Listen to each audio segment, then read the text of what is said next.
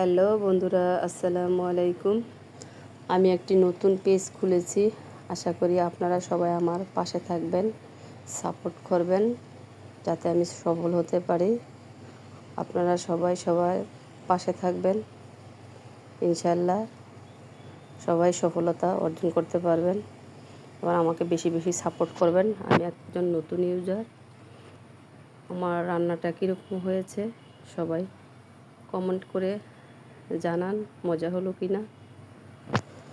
এই কামনায় রইল। আজকের ভিডিও আমি এ পর্যন্তই শেষ করছি।